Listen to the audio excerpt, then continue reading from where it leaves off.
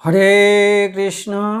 কৃষ্ণনগর ঘূর্ণি গাঙ্গুলিপাড়ায় অবস্থিত শ্রীগোপাল মন্দিরে আজ আমরা শ্রীমদ্ ভাগবত গীতা গ্রন্থ আস্বাদন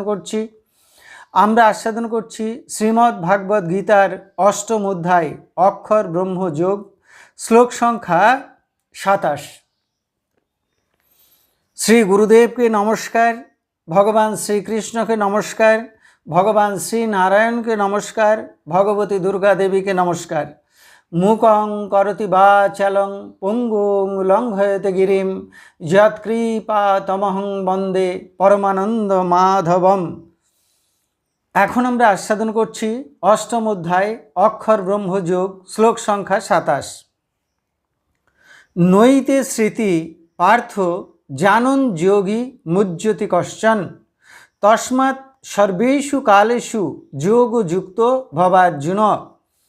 এখন আমরা এই শ্লোকটির অন্তর্গত শব্দগুলির অর্থ জেনে নেব। পার্থ, হে পৃথানন্দন, এতে এই স্মৃতি পদ দুটি, জানন জেনে, কশ্চন কোনো,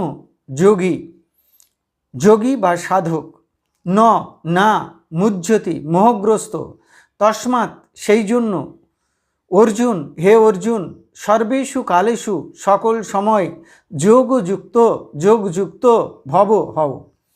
তাহলে এই শ্লোকটির বঙ্গানুবাদ কি দাঁড়ালো? হে পৃথানন্দন, এই পদ দুটি জেনে কোনো সাধক বা যোগী আর মোহগ্রস্ত হন না। সেই জন্য হে অর্জুন, সকল সময় যোগযুক্ত হও। এখন আমরা এই শ্লোকটির অন্তর্নিহিত ভাব আস্বাদন করছি। ভগবান এই শ্লোকে বললেন যে, হে অর্জুন, ভক্ত, সাধক বা যোগী ব্যক্তিরা আমার বলা দুটি পথের কথা জানলেন। একটি দেবযান মার্গ বা শুক্ল মার্গ বা মোক্ষ মার্গ, আর একটি কৃষ্ণ মার্গ বা দক্ষিণ মার্গ বা পিতৃযান মার্গ। যারা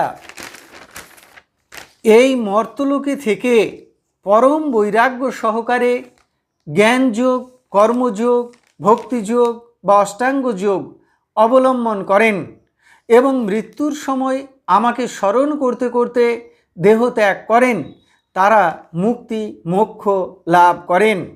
তারা সদ্যমুক্ত। কারো কিঞ্চিত ভোগবাসনা থাকলে দেবযান পথে ব্রহ্মলোকে যান, সেখানে সুদীর্ঘকাল বাস করেন এবং তপস্যা করে ক্রমে ক্রমে মুক্তি লাভ করেন। এরা ক্রমমুক্ত। এরা আর জন্ম মৃত্যুর চক্রে আবর্তিত হন না, সুখ দুঃখের পরপারে চলে যান। আর যারা সাধন ভজন এবং তপস্যায় পরম সিদ্ধি লাভ করতে পারেন না, যাদের অন্তরে কামনা বাসনা থাকে, তারা যত ঊর্ধ্বলোকেই যান না কেন, আবার তাদের মর্তলোকে জন্ম নিতে হয়, ফিরে আসতে হয়। আর এই মর্তলোকে আসা মানেই হলো জন্ম মৃত্যু, রোগ শোক, জরা ব্যাধি, ক্ষুধা তৃষ্ণা, মায়া মোহ, নানাবিধ যন্ত্রণা ভোগ করা। তাই ভক্ত, সাধক বা যোগী এই দুটি পথের কথা জ্ঞাত হয়ে আর মায়া মোহে আসক্ত হন না, মায়ামোহ কামনা বাসনা ত্যাগ করেন। বিষয় সম্পত্তি, পুত্র কন্যা, গৃহ, আত্মীয় পরিজন সকল কিছুর প্রতি আসক্তি ত্যাগ করেন। একমাত্র ভগবানের চরণে শরণাগত হন, কারণ তিনিই একমাত্র সকল জীবের ইহকাল এবং পরকালের পরম বান্ধব। মানুষ আসার সময় একা আসে, যাওয়ার সময় একা যায়।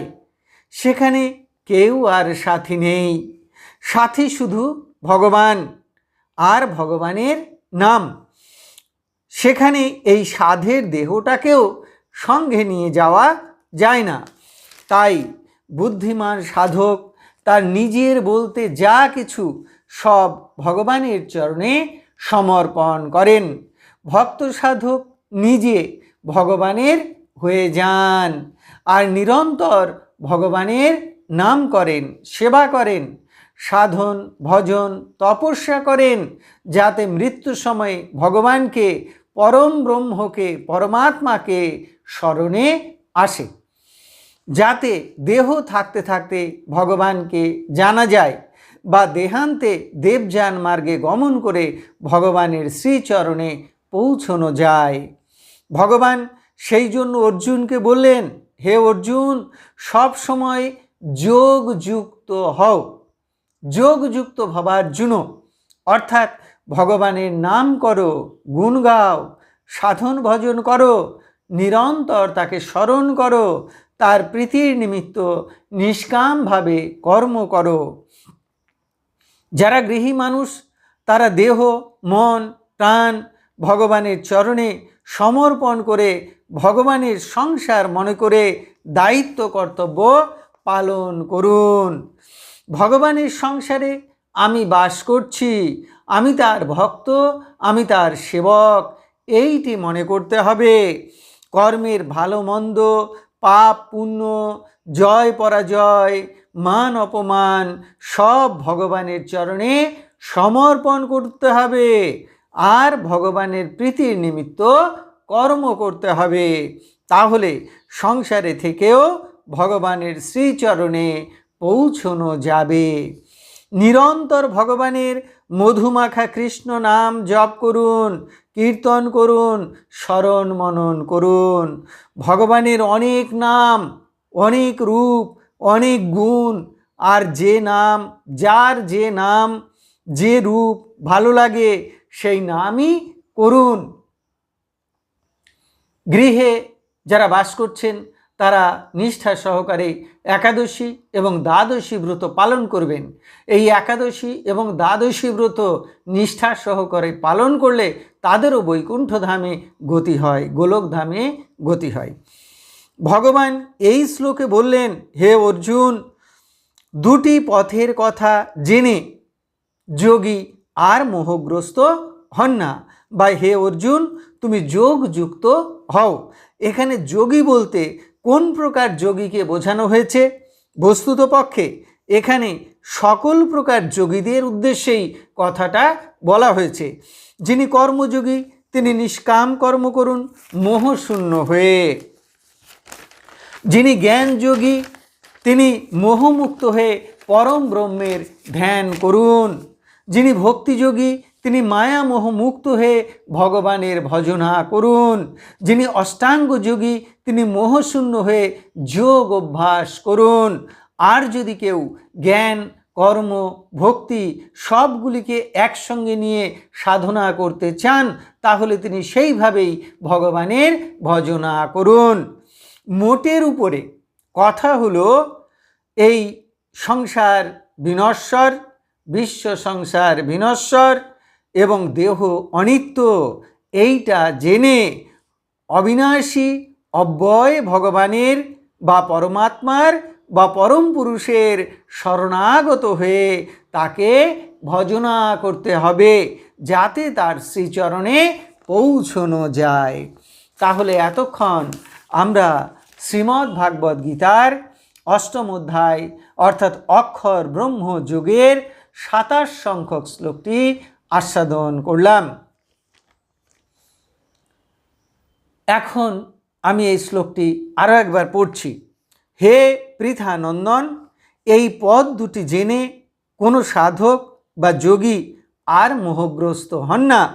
সেই জন্য হে অর্জুন সকল সময় যোগযুক্ত হও। এখন আমরা শ্রীমদ্ ভাগবত গীতার মাহাত্ম্য পাঠ করছি। শ্রী ভগবান উবাচ গীতা নামানি বক্ষ্যামি গুহ্যানি শৃণু পাণ্ডব কীর্তনাৎ সর্ব পাপানি বিলয়ং যান্তি তৎক্ষণাৎ।